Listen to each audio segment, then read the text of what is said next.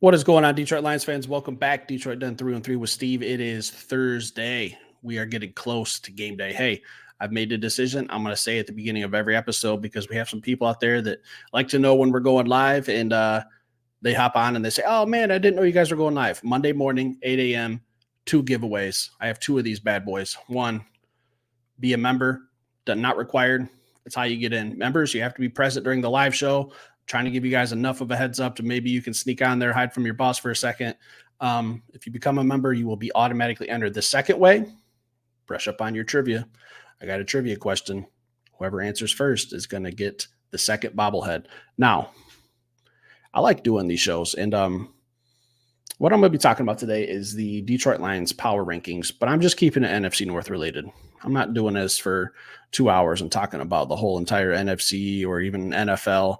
We're just going to keep it to our division. That's the first key to the playoffs, is winning your division, getting a home playoff game. Hopefully for the Lions, that's several home playoff games. Let's let this whole thing run through the city of Detroit this time. No trips to San Francisco. NFC Championship game right here in our backyard in the 3-1-3. Now, I think I'm fair, okay? I take pride in having some integrity and trying to provide a fair input. It's hard because I hate every single team in our division. They're all rivals to us. That's what makes football and competition so great, is the fan interaction on a respectable manner. At number 4, the worst team in the division right now, it's got to be Chicago. It's just got to be. They have such a good defense. Their defense is fantastic. Where they're struggling is with Caleb Williams. I'm not throwing out the word bust. I'm not going to say he's the worst draft pick ever or he's on that level of Jamarcus Russell. He's young. But what I don't understand is most rookie quarterbacks don't come into the league and have what he has in a receiving core. Rome Odunze, who they drafted as well. DJ Moore, Keenan Allen. He has a lot of weapons around him. Offensive line isn't that great, but he's mobile enough to where he should be able to extend plays and make better decisions. If there's no one open, I see him forcing the ball, some turnovers, some bad throws. I know that there was going to be an adjustment period with all rookie quarterbacks. Not everyone comes into the league and just lights it up. He's going through that adjustment phase right now. This isn't USC. All right, you're going against professionals now. These dudes are making a living playing football. They eat, sleep, and breathe it for 20-some weeks a year. They dedicate their time. They sacrifice time away from their families. This is a business. A lot of people are relying on these athletes to be at the highest level. That's what you're going against. And I'm not going to say that he's not focused or anything like that. I think Caleb Williams will be okay. I don't see Patrick Mahomes. I don't see that comparison. And on Caleb's behalf, I think that's completely unfair. And I also don't think that their running back situation is helping him. They're really making him have to throw the ball. DeAndre Swift, we know about DeAndre Swift, right?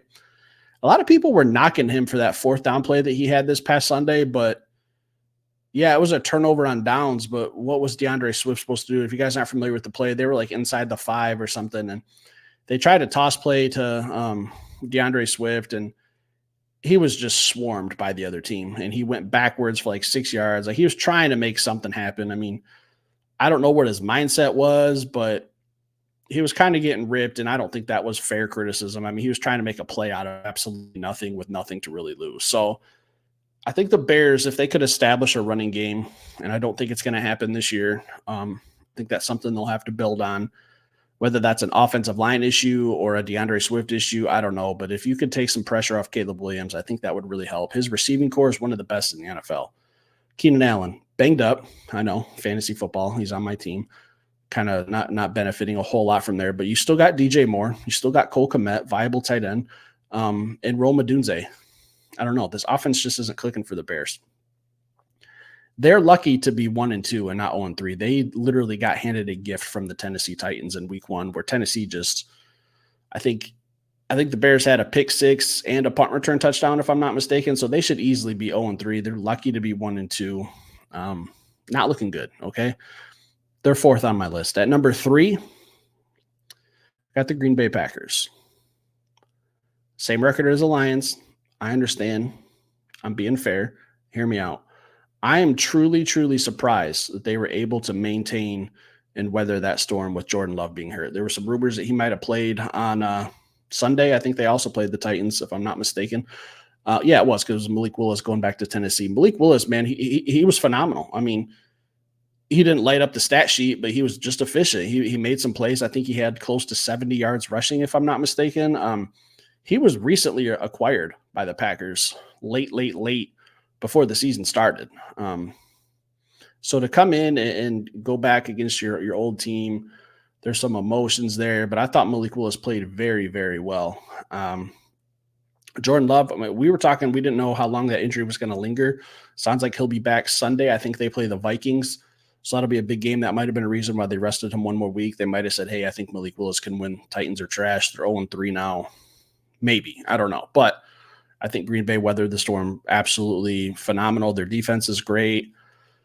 They got playmakers too. Like the Packers are 2-1, the Lions are 2-1, and the Vikings are 3-0. So at number 2, I got the Lions. Okay, I'm not going to talk all day about the Lions. I do that all the time. I'm trying to spread the love around. We should, if we're talking about should be's, I said that the Bears should be 0-3. The Lions should be 3-0. We're not. We're 2-1. I didn't think we were going to go undefeated. Just because I pick them to win every game doesn't mean that I truly believe that the 72 Dolphins were in any trouble. Like, I know what the Lions are. They're a damn good football team. And I think we're going to ultimately end up winning the division. But right now, I can't put us at number 1 when there's a team in our division undefeated. I'm trying to be fair here. I don't like it, but honest opinion, that's what I have to do. I think the Lions will ultimately end up winning the division.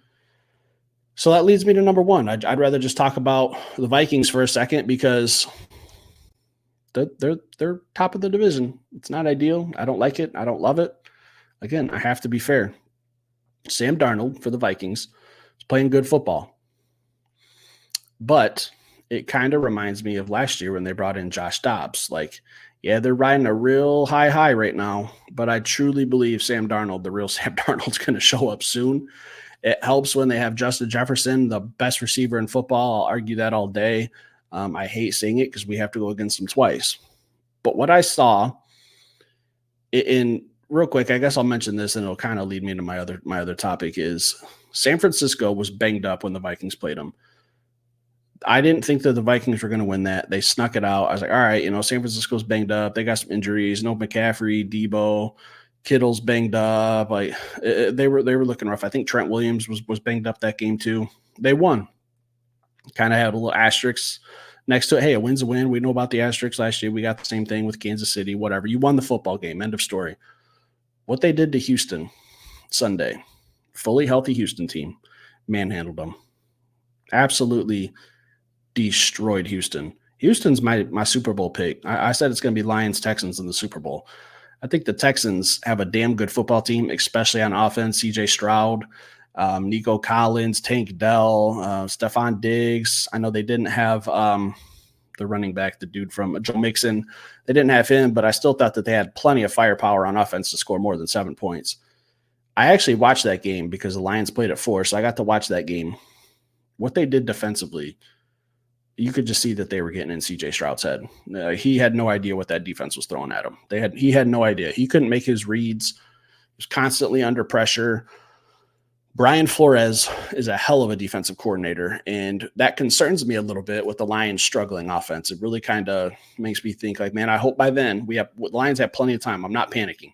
We have plenty of time to get our offense figured out. And I'm glad that we play the Vikings later in the season than right now because their defense is playing elite football right now. Better than the Detroit Lions defense. I hate to say it, but later in the season, I think the Lions are going to be clicking. We're going to be good to go. The Vikings defense is playing very, very, very good football. Sam Darnold is playing complementary to that. It's really got the Vikings in a good position right now, but I'm not buying stock in Sam Darnold. Right? I'm not willing to bet my season on him.